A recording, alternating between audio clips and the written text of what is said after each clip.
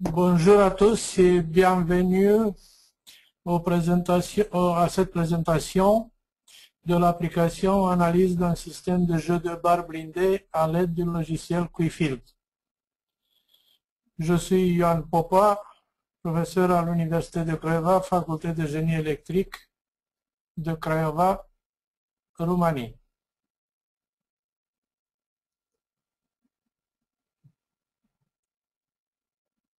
Les systèmes de jeu de barres blindés sont utilisés pour établir la connexion entre le générateur et le transformateur dans une centrale électrique.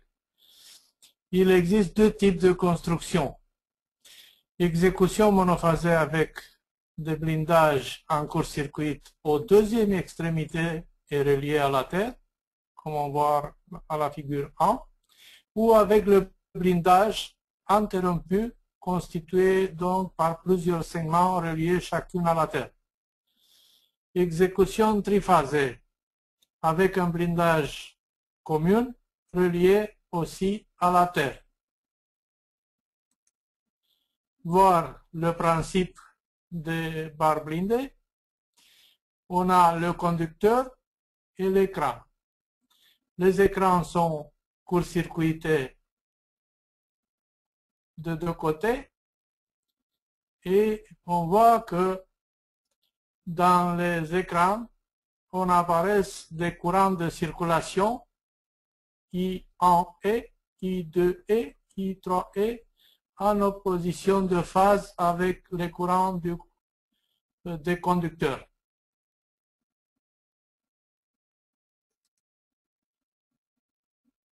On propose dans cette application un modèle numérique développé par le couplage du problème de champ magnétique avec le problème de champ thermique stationnaire pour la géométrie d'un système de jeu de barres en exécution monophasée.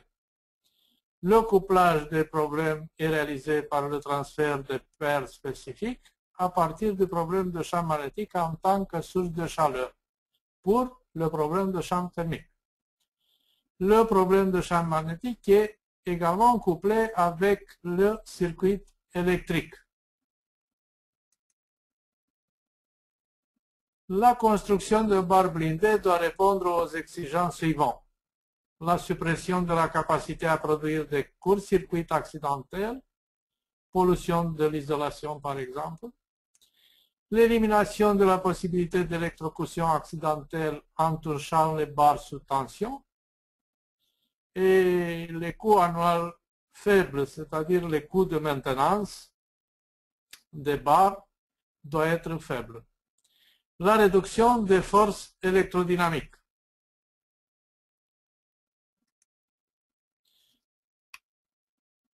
Le but de l'analyse numérique est de déterminer les paires par effet Joule dans les écrans et dans les conducteurs actifs en régime nominal et en régime de court-circuit. Les forces électrodynamiques en régime de court-circuit agissant sur les deux conducteurs de chaque phase. Il faut mentionner ici, s'il y a un seul conducteur par phase, les forces électrodynamiques sont nulles parce que chaque conducteur de trois phases ne se trouve pas dans le champ magnétique créé par l'autre phase, par les autres phases. Le modèle élaboré comprend deux modèles, en fait deux modèles couplés. Le modèle magnétodynamique avec l'équation qu'il gouverne.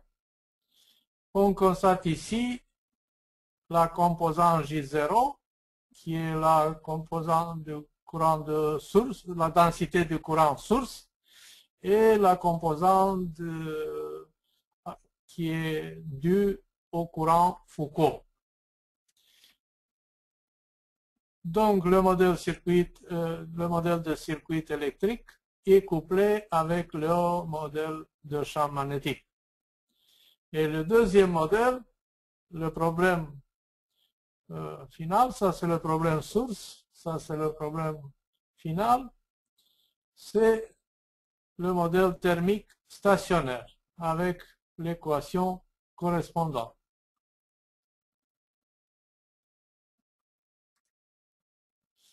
Le modèle de circuit électrique, on a les sources de courant. On a introduit ici la valeur de crête, parce que le courant nominal en valeur efficace est de 10 000 ampères, donc 10 000 ampères. Et les deux conducteurs qui se trouvent en parallèle par chaque phase. Les écrans qui sont court-circuités de deux côtés et la résistance de 8 ohms représente les résistances de mise à la terre de chaque côté de 4 ohms, donc 4 plus 4 égale 8 ohms.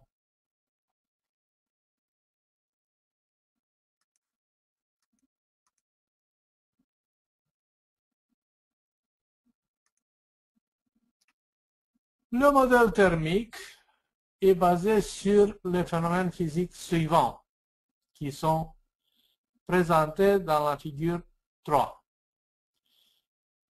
Ça représente le conducteur, ça représente l'écran. Donc, dans les conducteurs actifs, le flux thermique P1, par effet Joule et par effet de Paul, est généré et transmis à l'écran par convection et conduction.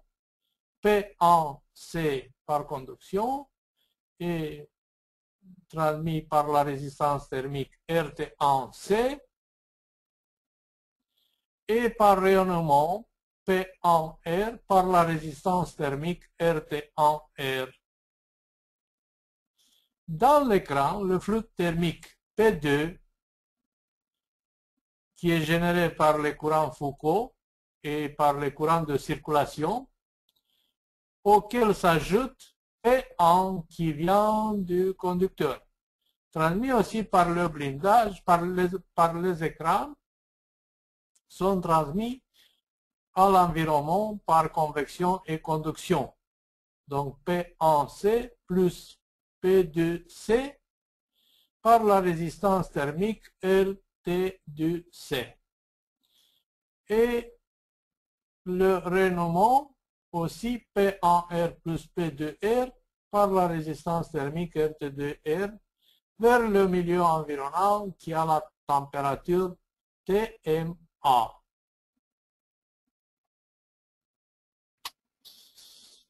Bon, la détermination analytique. La température d'abord, la température de l'écran est basée sur le fait que pour les températures moins de 200 degrés Celsius, on considère un coefficient de transfert thermique global, c'est-à-dire par convection et rayonnement. Donc, le coefficient est déterminé sur la base du critère de Nusselt. Donc, on a cette relation. Et puis, c'est le flux thermique transmis par l'écran qui est la somme de deux flux thermiques du conducteur et de l'écran total sur la surface qui sèche la chaleur, la surface qui sèche la chaleur. Donc, et puis D, c'est le périmètre, donc multiplié par 1 qui est considéré la longueur 1. Donc, alpha, le coefficient de transfert thermique global est déterminé de cette façon. Et puis, on peut déterminer la chute de température de l'écran. Et donc, finalement, la température de l'écran.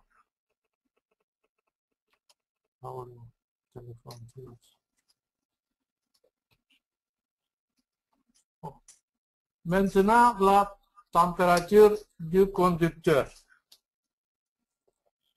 Le flux thermique transmis par convection et par conduction est déterminé avec cette formule, où B a cette forme, et P1R par rayonnement avec cette formule bien connue, Et finalement, en résulte une équation de cette forme où T2 est connu et TA est inconnu. Donc, on peut résoudre cette équation par une procédure itérative et donc, finalement, résulte la température T1. Les résultats analytiques. Tout d'abord, les quantités connues. C'est la température du milieu environnant qui est prévue dans le nord pour le territoire de la Roumanie, par exemple. La conductivité thermique de l'air, l'émissivité, la chaleur spécifique, la densité, le coefficient de dilatation volumique de l'air, la dimension caractéristique. Et ici, on voit qu'on a considéré P1 égale P2, qui est la valeur qu'on a trouvée dans le problème de champ magnétique. On va voir tout à l'heure. L'émissivité du conducteur et de l'écran et les dimensions géométriques et le nombre de prendre on a été considéré 0,7. Une petite remarque, dans ce calcul analytique du modèle thermique, on a considéré un conducteur tubulaire équivalent pour la géométrie qu'on a traitée dans cette application, présentée dans la figure 4. Voilà, ça c'est la géométrie réelle. Donc, le conducteur est formé par deux conducteurs en forme de demi-octogone et l'écran avec les dimensions correspondantes. Voilà ici les résultats, mais maintenant on va commencer à expliquer l'élaboration de l'application. Tout d'abord, on a le problème de champ magnétique.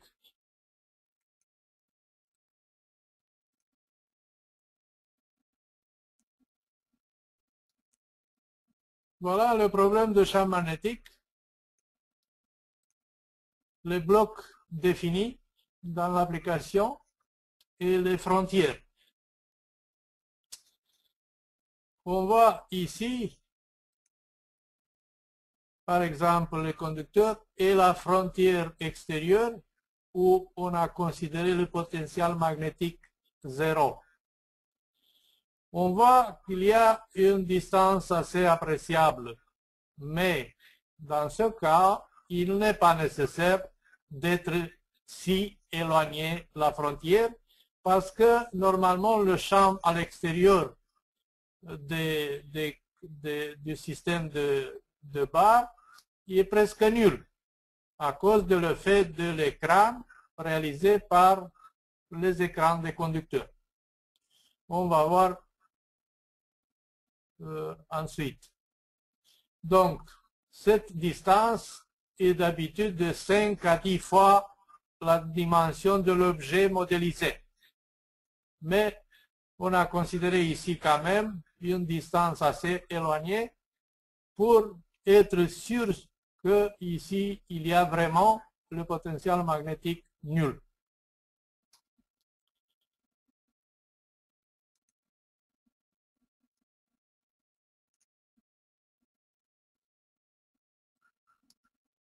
Bon, ça c'est l'air extérieur. On a défini la perméabilité magnétique, c'est 1. L'air intérieur, c'est ça.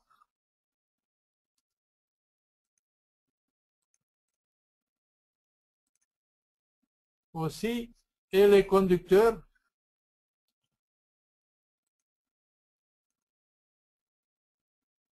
voilà l'air extérieur.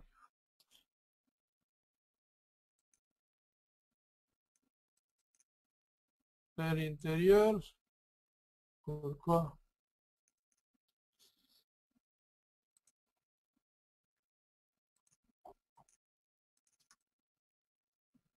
Non, un petit problème. vers l'extérieur, vers l'intérieur. Non. Un petit problème, excusez-moi.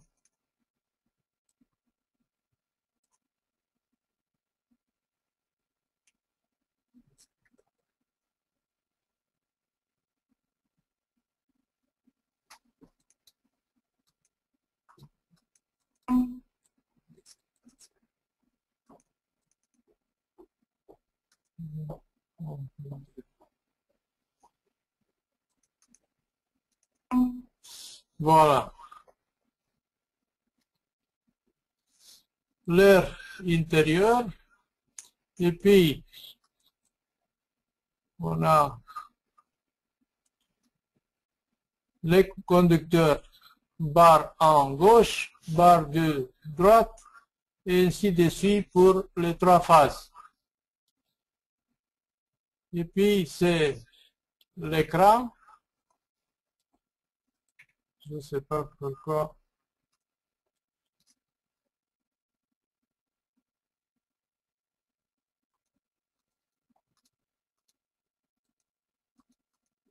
Il n'y a pas de sélection, je ne sais pas pourquoi maintenant.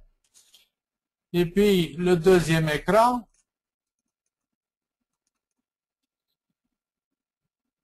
Vous voyez ici la conductivité électrique de l'écran.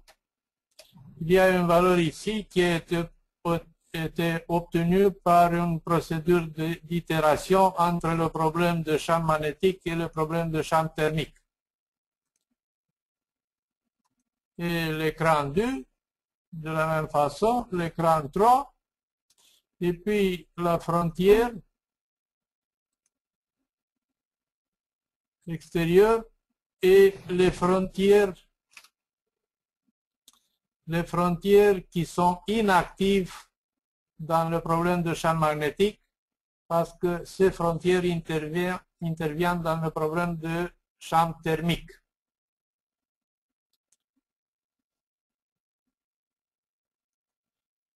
Bon, maintenant, on a le problème de circuit électrique qui a été couplé.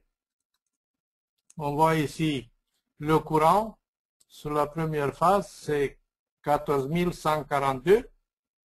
Ça veut dire, ça c'est la valeur de crête pour le courant nominal de 10 000 ampères, valeur efficace. Et la phase, c'est 0. Et puis, la phase 120 degrés. Et pour le troisième, la phase 50-40 degrés. Les conducteurs qui ont été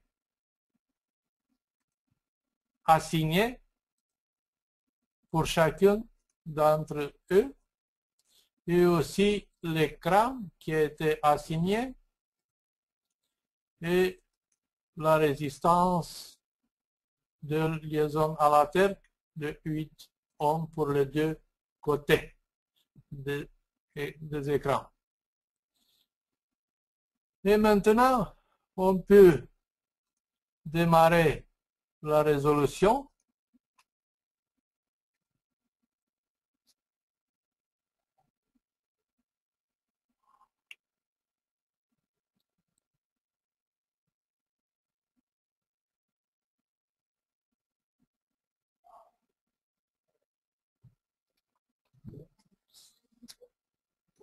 Jusqu'à la résolution, on peut parler aussi un peu sur ce modèle.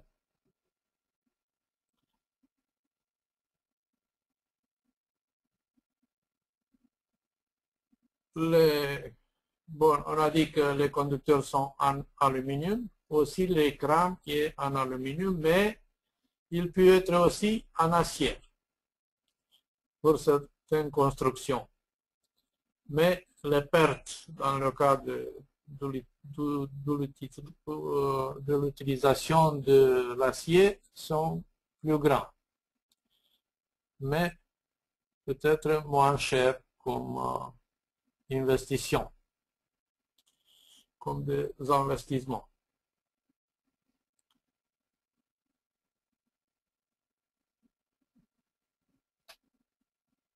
On a préparé aussi un modèle avec un conducteur tubulaire, mais qui ne sera pas l'objet de cette présentation, où on a une validation expérimentale du modèle thermique, bien sûr. Les valeurs calculées, les valeurs mesurées concordent très bien avec les valeurs qui en résultent du modèle numérique réalisé en Quickfield. On profite de cette temps de résolution pour vous dire que ce logiciel a une interface très conviviale. Après 15 minutes d'explication, mes étudiants sont en état de faire une première application tout à fait indépendante.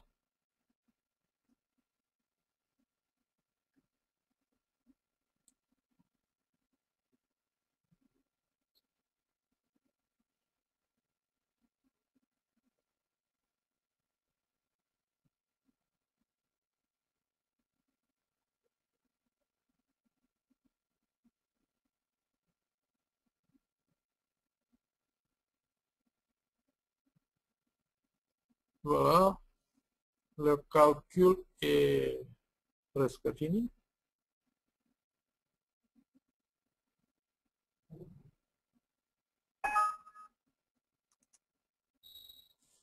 On va voir maintenant les résultats.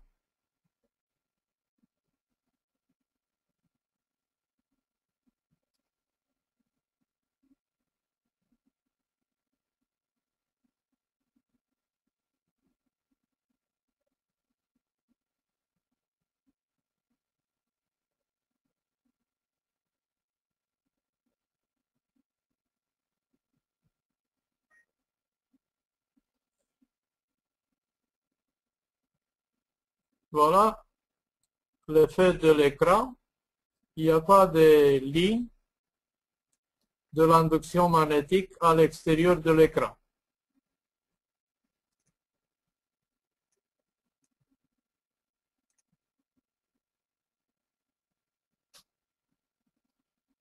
Voilà.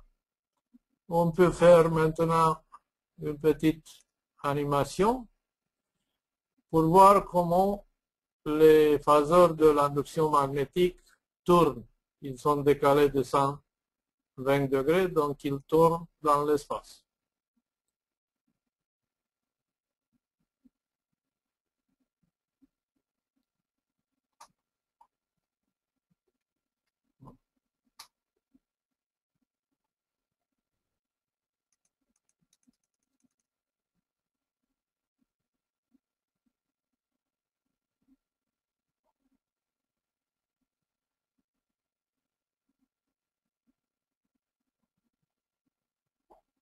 Voilà.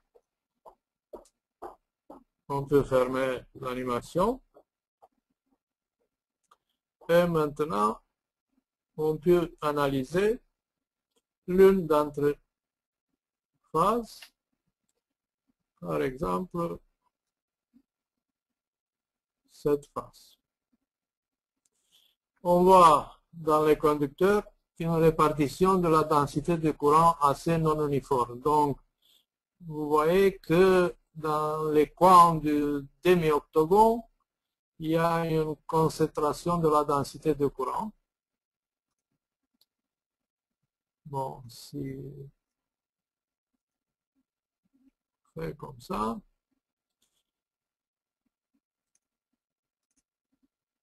voir par exemple,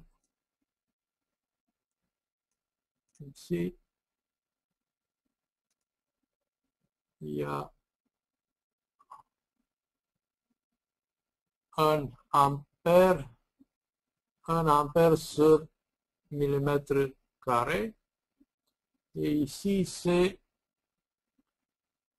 presque 0,4 ampères sur millimètre carré. Donc, une répartition assez non uniforme. Si le conducteur devient cylindrique, donc tubulaire, la répartition est plus uniforme. Maintenant, nous sommes intéressés de calculer les pertes par effet Joule dans les conducteurs et dans l'écran. Pour voir ça,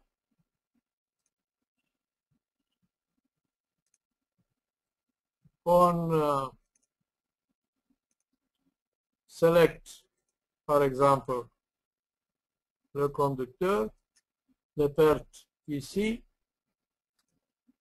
On a par exemple les pertes par effet Joule. La valeur moyenne c'est 101 watts pour un mètre de longueur. Et si on sélectionne le deuxième, ça veut dire que sur une phase, le flux thermique développé dont les pertes par effet Joule sont 203,9 watts pour un conducteur. On voit ici, on peut vérifier le courant total, c'est normalement 14 142. On a aussi le courant source qui a une valeur assez grande, mais aussi le courant Foucault a une valeur très grande, mais ils sont déphasés et la résultante, il se compose de façon vectorielle. La résultante donne le courant effectif qui existe dans le conducteur. Maintenant, on peut vérifier que la force électrodynamique sur le conducteur est presque nulle. Vous voyez ici, là, sur la direction X, c'est 0,005 newton. Donc, pratiquement nul. La force, comme on dit dans la théorie. Bon, et aussi d'autres quantités ont pu être visualisées. Et maintenant, on peut analyser les pertes dans l'écran.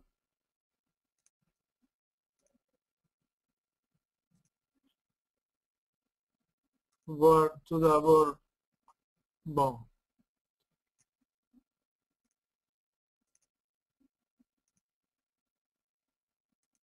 vous voyez, on a sélectionné ça. Le courant total este presque 14 148, donc un courant égal et opposé avec le courant du conducteur. Et aussi, les pertes par effet Joule sont 202 watts. Pour cette construction, il me semble que les pertes dans l'écran sont assez grandes. Mais il y a une solution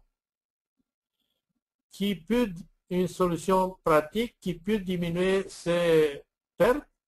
Par exemple, la mise à la terre des deux côtés des barres blindées sont faites par des réactances.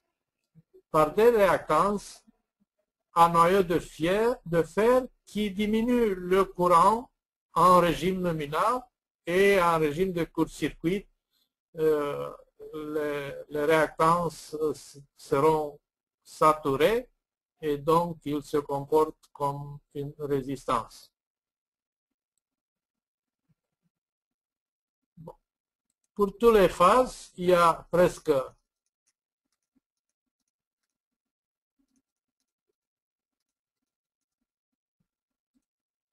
la même valeur.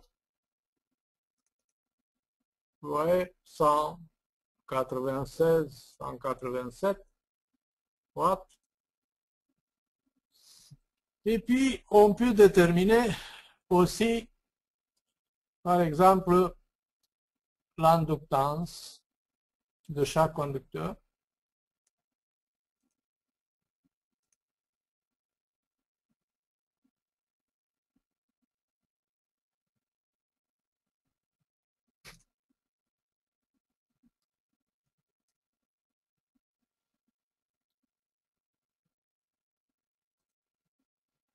Bon, on sélectionne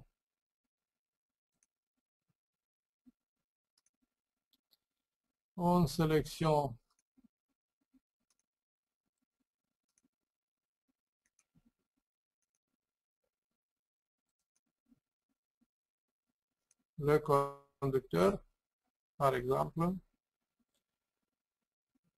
et si on sélectionne seulement le conducteur, on a l'inductance interne du conducteur. Si on utilise la méthode du flux, il y a une autre méthode disponible en Quickfield, c'est la méthode énergétique. Bon, on sélectionne, ça c'est, je pense, la deuxième.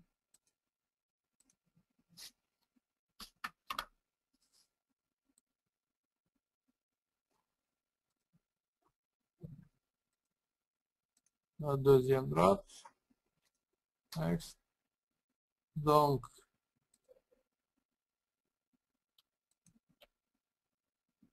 le courant total, c'est ça.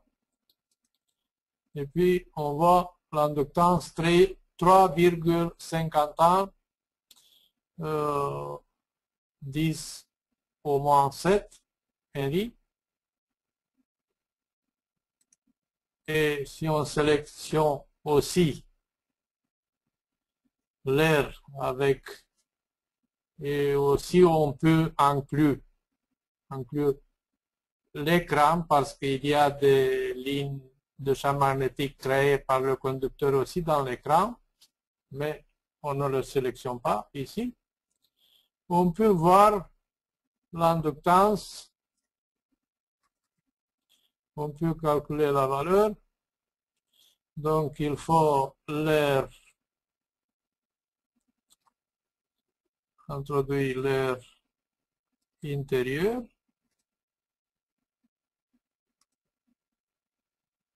Les deux sélectionnés, c'est presque la même. Ça veut dire que l'inductance interne a la plus grande valeur. Bon, on peut voir aussi l'impédance. Mais attention ici, que l'impédance c'est pour chacun conducteur. Si on sélectionne les deux, ici on fait la somme. Ce qui n'est pas vrai parce que les deux conducteurs sont connectés en parallèle, donc normalement on doit être appliqué la règle dans ce cas. Donc on voit pour un il faut sélectionner par exemple un seul conducteur. C'est barre de gauche. On voit l'impédance, la résistance, mais attention, cette résistance est la résistance en courant alternatif. Si on calcule en considérant la géométrie la résistance en courant continu et on fait le rapport de la résistance en courant alternatif sur la résistance en courant continu, on peut déterminer le coefficient dit en courant alternatif, ça veut dire le coefficient de l'effet de Poe. Donc, ce qui nous montre l'augmentation de la résistance électrique en courant alternatif. La réactance aussi et l'inductance, on voit ici.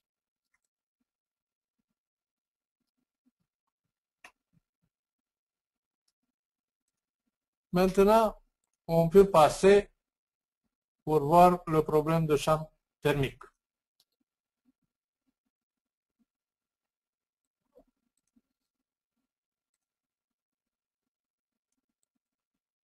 On voit les mêmes blocs, la conductivité thermique de l'air intérieur aussi, les barres avec la conductivité de l'aluminium, la barre gauche aussi, et pour toutes les barres, et puis c'est l'écran, aussi la même valeur, la frontière extérieure.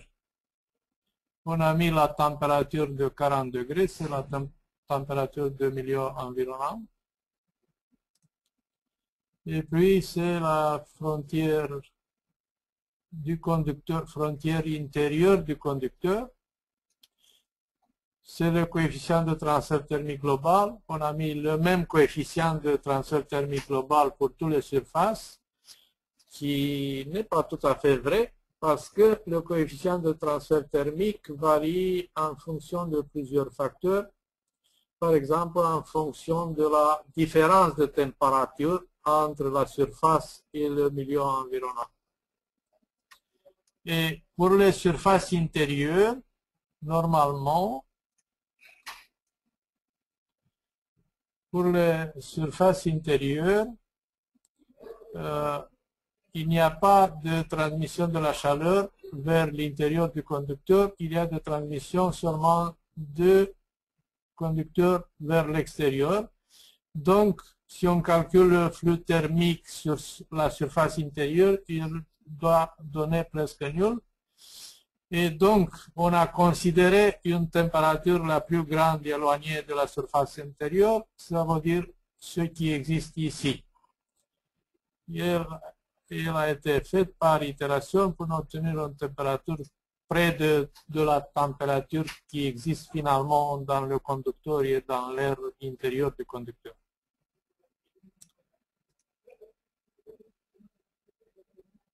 Frontière du conducteur extérieur, voilà aussi. Frontière écran extérieur, voilà aussi. Frontière écran intérieur aussi. Et on a le problème qui a été couplé, c'est le problème de champ magnétique qui est couplé. Et on voit ça si on regarde ici le link. Donc c'est le problème de champ magnétique qui a été couplé, qui transfère les sources de chaleur de chaque bloc du domaine d'analyse. Maintenant, on peut faire la résolution.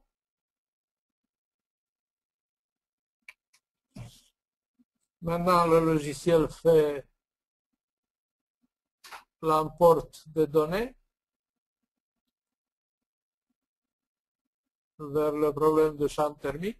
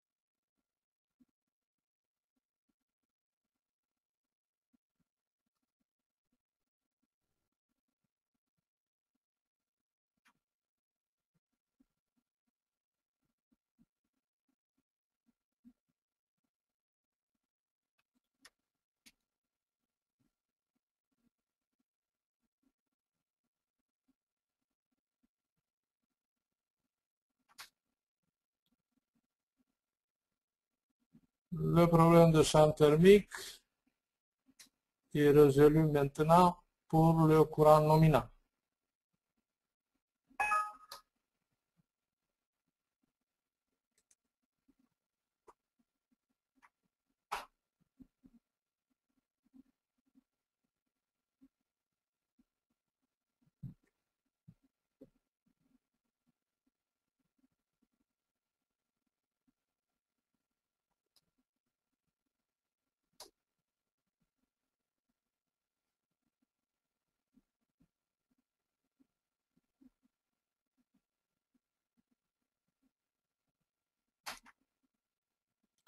le champ thermique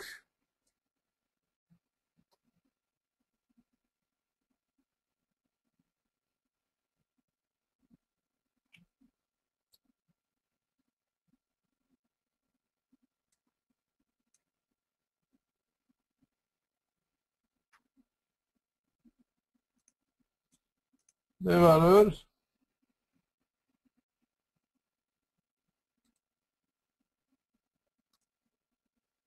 (76 degrés) et vers l'écran 52 degrés Celsius. Bon, on peut, par exemple,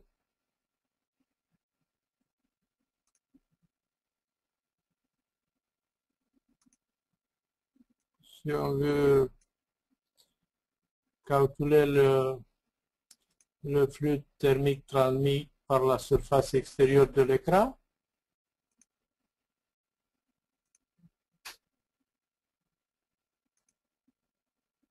par exemple, le flux thermique, c'est 76 watts transmis à l'extérieur, par la surface extérieure de l'écran. Et ainsi de suite, on peut voir le flux thermique sur chaque surface.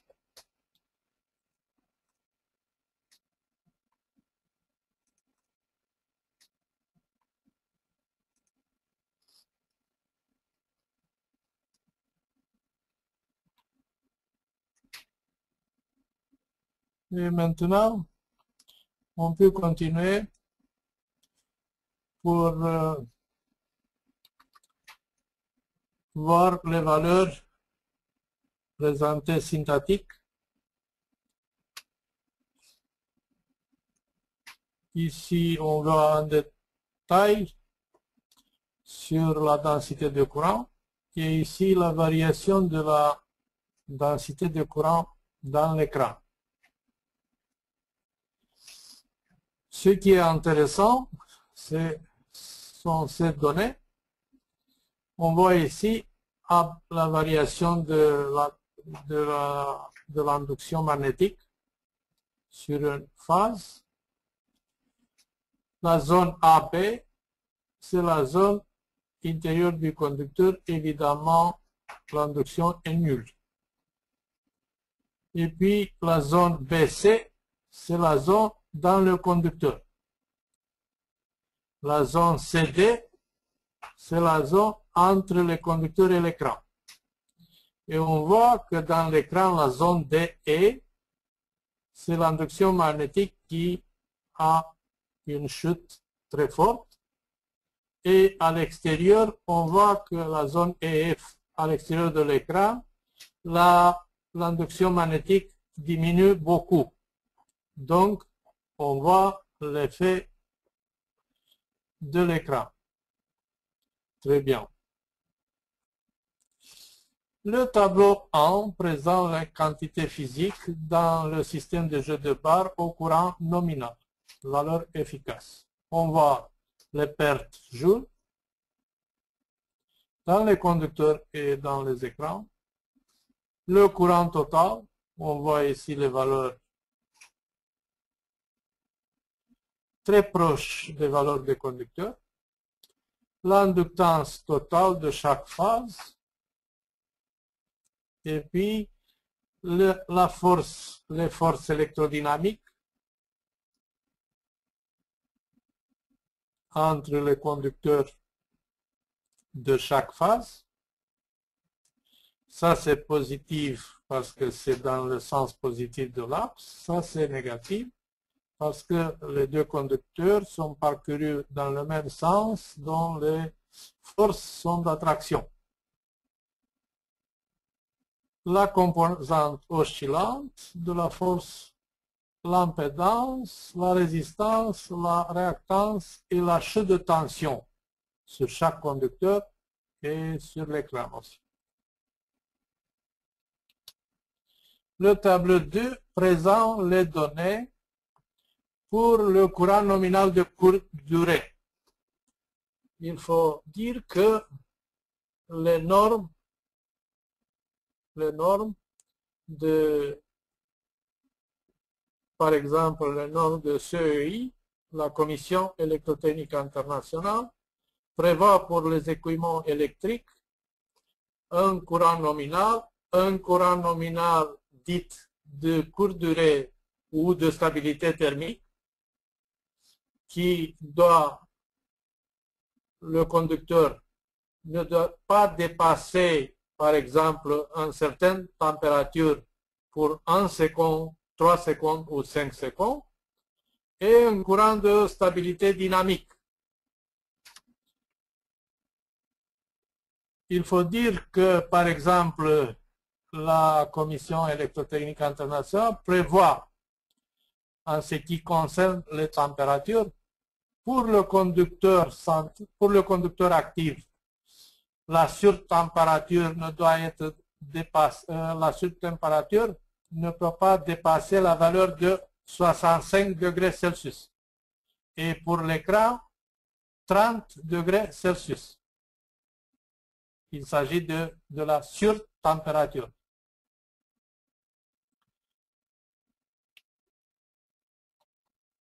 Le tableau 3 présente les quantités physiques dans le système de jeu de barre au courant de stabilité dynamique, qui est de 300 kA valeur de crête. On voit ici que les pertes joules ont des valeurs assez importantes, mais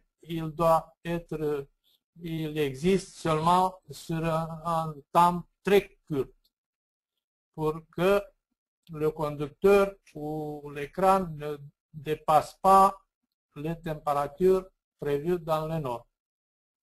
Le courant total, on voit ici dans les écrans presque les mêmes valeurs. Et aussi les forces qui sont très importantes entre les deux conducteurs. Ça veut dire plus de 600 kg force, si on parle dans le langage technique. Et les valeurs de la température, les valeurs analytiques et les valeurs sorties de Quickfield, qui sont comparables. Bien sûr, ces différences peuvent être réglées pour un calcul plus précis du coefficient de transfert thermique global.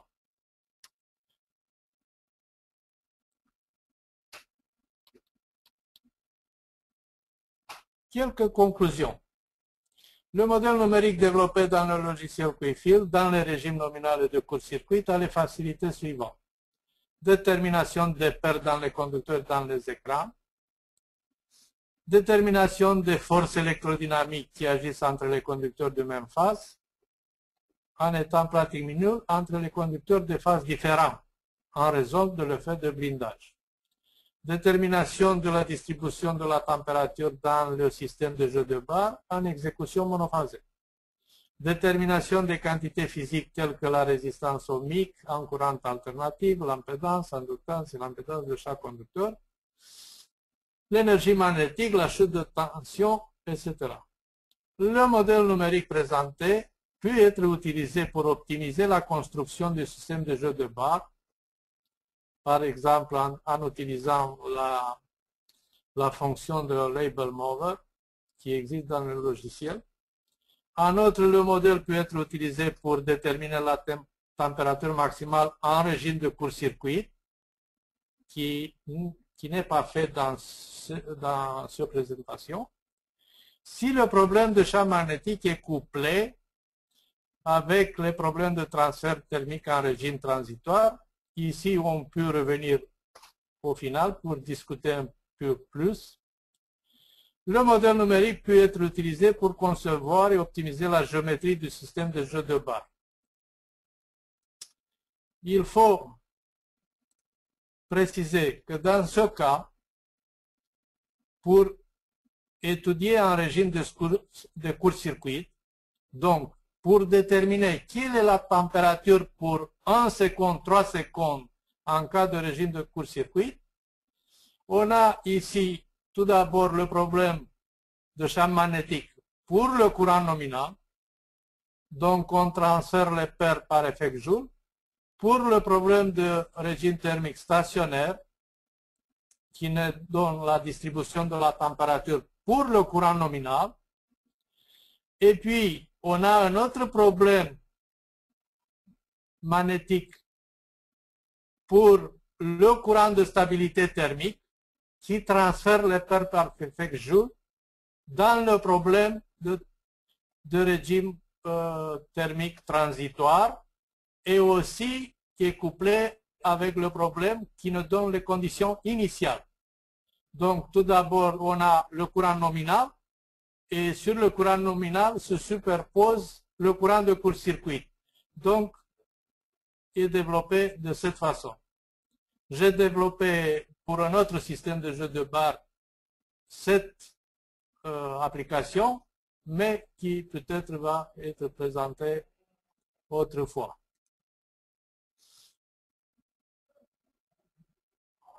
Bon, je vous remercie de votre attention.